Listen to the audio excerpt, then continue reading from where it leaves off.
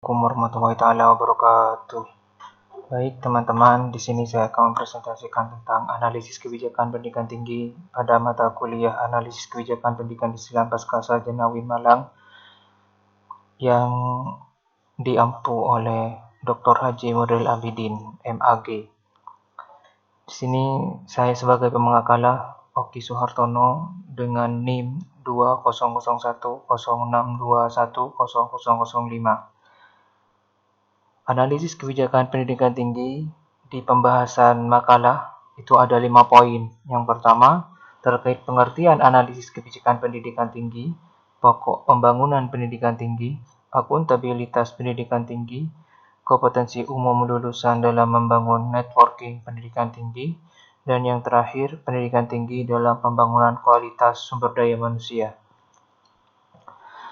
Pendidikan pada dasarnya merupakan suatu usaha pengembangan sumber daya manusia. Walaupun pengembangan sumber daya manusia tidak hanya melalui pendidikan, dalam halnya pendidikan formal yaitu sekolah, tetapi banyak faktor lain yang mempengaruhi terkait pengembangan sumber daya manusia. Tetapi sampai detik ini, pendidikan masih dipandang sebagai sarana dan wahana yang paling utama untuk pengembangan sumber daya manusia yang dilakukan secara sistematis, programatis, dan berjenjang, mulai dari tingkat anak-anak sampai pendidikan tinggi. Sumber daya manusia sendiri, terutama di Indonesia, itu masih jauh dari kata maju atau berkembang secara pesat. Karena sampai saat ini Indonesia saja masih berada di bawah negara Vietnam, negara yang baru saja merdeka daripada Indonesia yang sudah lebih lama merdeka. Bahkan Indonesia sampai saat ini indeks IPM-nya saja dengan Singapura, Malaysia maupun Brunei masih kalah jauh, berada di bawah negara tetangga. Indikasi pemicu dari keterpurukan ini disebabkan oleh banyak faktor. Akan tetapi yang paling disorot terkait bidang pendidikan ialah pendidikan tinggi atau perguruan tinggi, yang mana perguruan tinggi ini dituntut untuk menghasilkan lulusan yang berkualitas. Artinya manusianya itu mampu bersaing secara global, apalagi di era globalisasi 4.0 seperti itu. Permasalahannya dalam analis kebijakan pendidikan tinggi ini ada 5 seperti di awal, yaitu ada 5 poin. Permasalahan yang pertama, kita diajak untuk memahami analis kebijakan di pendidikan tinggi itu sendiri seperti apa pengertiannya. Yang kedua, kita diajak untuk mengerti kebijakan-kebijakan pokok terkait pengembangan atau pembangunan pendidikan tinggi itu sendiri. Yang ketiga, membangun akuntabilitas pendidikan tinggi. Yang keempat, kompetensi umum lulusan dalam membangun jaringan atau networking pendidikan tinggi, terutama dalam persaingan global. Yang terakhir, pendidikan tinggi dalam membangun kualitas SDM itu seperti apa. Menginjak masalah yang pertama yang terkait pengertian analis kebijakan, saya mengutip satu pendapat teori menurut Duncan McRae. Analisis kebijakan itu bisa diartikan sebagai suatu disiplin ilmu terapan yang menggunakan argumentasi rasional dengan menggunakan fakta-fakta untuk menjelaskan, menilai, dan membuahkan sebuah pemikiran dalam rangka upaya memecahkan masalah publik atau masalah yang ada di tengah-tengah masyarakat.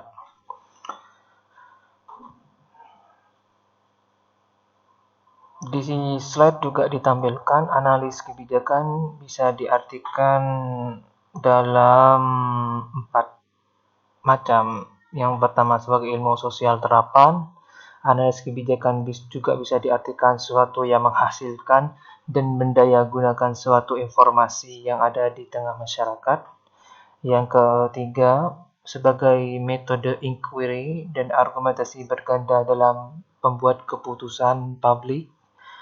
Yang terakhir, analisis kebijakan juga diartikan sebagai political decision making, yaitu pembuat keputusan yang bersifat politis. Sedangkan pengertian pendidikan tinggi itu sendiri, menurut peraturan, itu pendidikan tinggi merupakan pendidikan dengan jenjang yang lebih tinggi dari pendidikan dasar dan menengah melalui jalur pendidikan formal atau pendidikan sekolah. Yang mana perguruan tinggi atau pendidikan tinggi sendiri merupakan suatu jenjang pendidikan yang menjadi pemberdayaan terakhir atau terminal terakhir bagi seseorang untuk berpeluang belajar setinggi mungkin melalui jalur sekolah. Maksudnya jalur yang anggaplah memiliki gelar. Itu. Jadi secara tidak langsung, analisis kebijakan pendidikan tinggi itu merupakan suatu argumentasi rasional dengan menggunakan berbagai macam metode informasi baik dari segi sosial, budaya, politik, ekonomi untuk membuahkan sebuah pemikiran dalam rangka upaya untuk memecahkan masalah-masalah yang berhubungan dengan pendidikan tinggi itu sendiri. Itu pengertian analis kebijakan pendidikan tinggi menurut pemateri atau pemakalah atau saya sesuai dengan yang sudah dipaparkan di slide. Yang kedua, menginjak masalah kebijakan pokok pembangunan pendidikan tinggi. Di sini di slide pokok pembangunan pendidikan tinggi kebijakannya ini ada 3.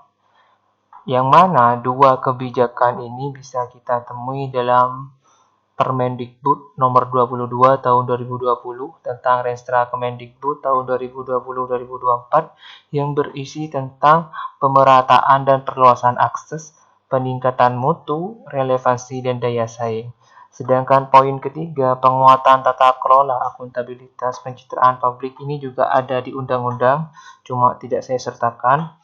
Tapi saya mengutip dari sebuah jurnal dari Carolina Magdalena Lasambau, Policy Analysis on Higher Education, Autonomy Through Education Law Entity, yang terbit pada 2013. Intinya, pokok pembangunan pendidikan tinggi itu ada 3 poin ini, yang mana bisa dilihat di Permendikbud atau di jurnal yang sudah saya sebutkan.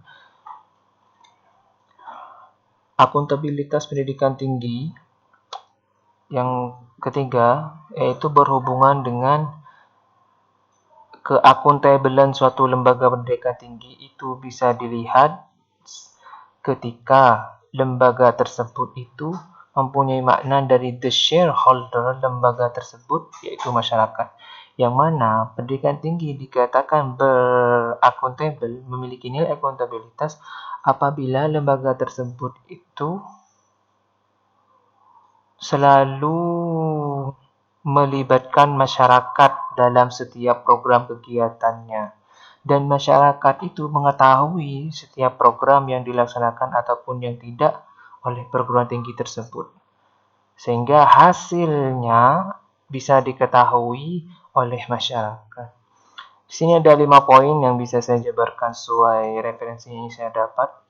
Yang pertama, pendidikan tinggi dikatakan akuntabel apabila visi dan misi itu sesuai dengan nilai falsafah, nilai moral, nilai etika masyarakat secara umum, khususnya yang ada di sekitar pendidikan tinggi, dengan nilai-nilai yang ada di tempat pendidikan tinggi itu berada.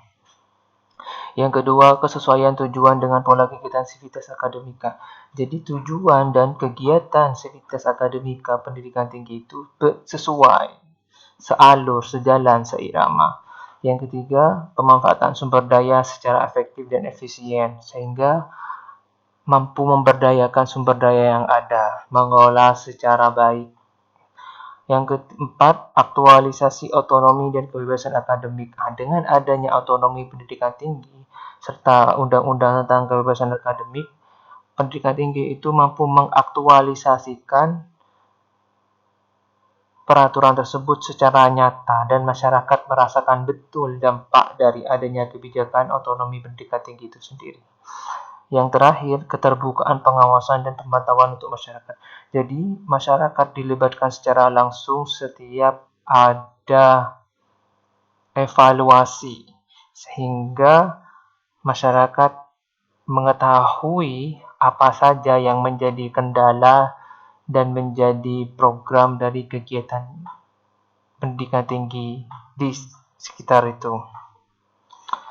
Lanjut yang masalah keempat yang terkait kompetensi umum lulusan dalam membangun networking pendidikan tinggi ini ada 5 poin. Yang mana kompetensi lulusan dalam membangun networking pendidikan tinggi itu, apalagi di era 4.0 industri globalisasi ini, yang diutamakan pendidikan tinggi itu mampu mencetak lulusan yang memiliki kompetensi bahasa asing, khususnya bahasa Inggris, yang merupakan bahasa persatuan internasional. Hal ini kenapa? Karena melihat persaingan global yang mana saat ini negara dengan menerapkan sistem globalisasi, maka semua orang berhak untuk bersaing sesuai dengan kompetensi dan kemampuan yang dimiliki. Otomatis lulusan pendidikan tinggi itu perlu diperkuat dalam bahasa asingnya, karena mereka akan bersaing dengan orang dari luar negeri. Yang kedua yaitu kompetensi menggunakan teknologi informasi. Lulusan pendidikan tinggi dituntut untuk memiliki kompetensi dalam hal penggunaan teknologi, yang mana pada saat ini teknologi merupakan suatu hal yang sangat penting dan dibutuhkan dalam proses pembelajaran maupun pekerjaan.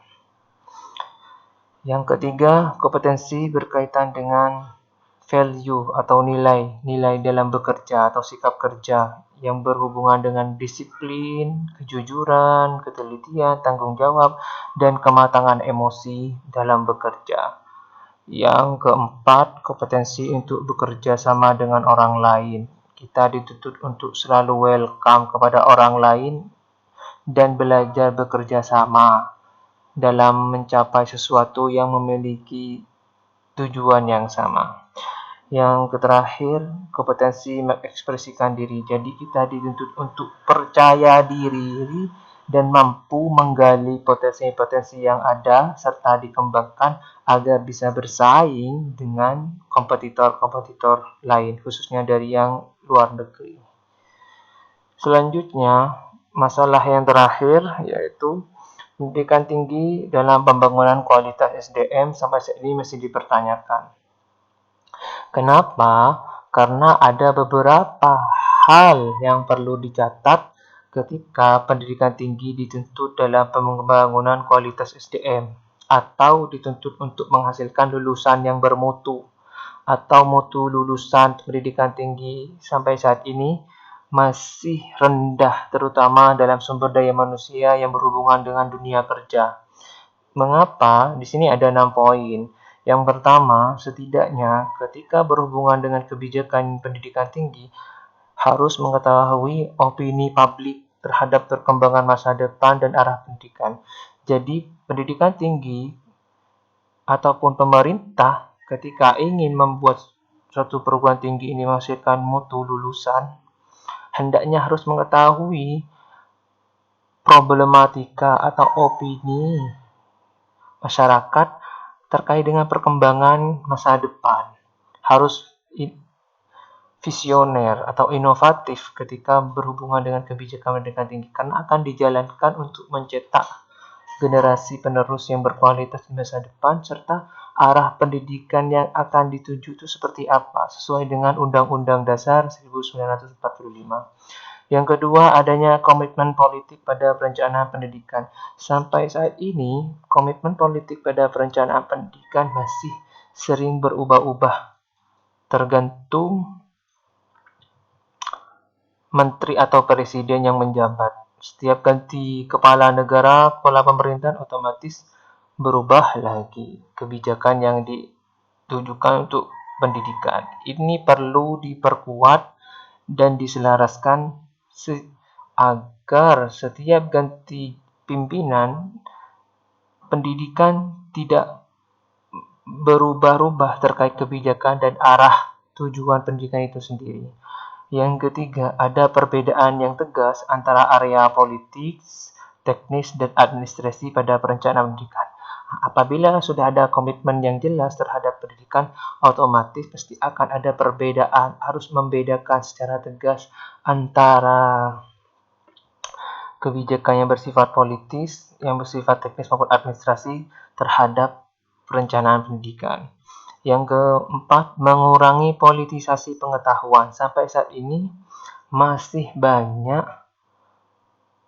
orang yang berhubungan dengan pemangku kebijakan itu selalu dikaitkan dengan situasi politik. Sehingga setiap ganti pimpinan selalu ganti arah kebijakan yang berhubungan dengan pengetahuan maupun pengembangan pendidikan di Indonesia. Sehingga tujuan yang ingin dicapai dalam undang-undang belum tercapai secara sempurna. Yang kelima, penyebaran kekuasaan harus membuat keputusan politik. Sampai saat ini, antara pemerintah pusat daerah itu masih ada ketimpangan atau miskomunikasi terkait pemerataan pendidikan karena perbedaan dari sisi geografis, sosial, budaya maupun ekonomi. Sehingga keputusan politik dan teknis kadang-kadang sering memberatkan pihak sebelah, tidak merata. Yang terakhir, prioritas pengembangan kebijakan pada pendidikan di daerah harus lebih terarah. Meskipun sampai saat ini desentralisasi pendidikan sudah berjalan dan otonomi pendidikan sudah diterapkan, sejauh ini masih banyak ketimpangan yang terjadi di setiap daerah, mulai dari problem pembelajaran sampai terkait teknologi informasi, apalagi di tengah pandemi seperti saat ini. Ya, mungkin itu yang bisa saya sampaikan terkait analis kebijakan pendidikan tinggi yang ada di makalah saya, yang mana ada 5 poin. Dan kesimpulan yang bisa saya tarik dari analisis kebijakan pendidikan tinggi ialah bahwasannya analisis kebijakan pendidikan tinggi merupakan suatu pengambilan keputusan politik dalam proses pembuatan peraturan atau kerangka kerja peraturan atau perundang-undangan di pendidikan tinggi untuk meningkatkan kualitas sumber daya manusia yang berdaya guna dan bersaing secara global. Demikian yang bisa saya sampaikan. Kurang lebihnya mohon maaf. Wabillahi taufiq wal hidayah wa ridha wal inayah. Wassalamualaikum warahmatullahi taala wabarakatuh.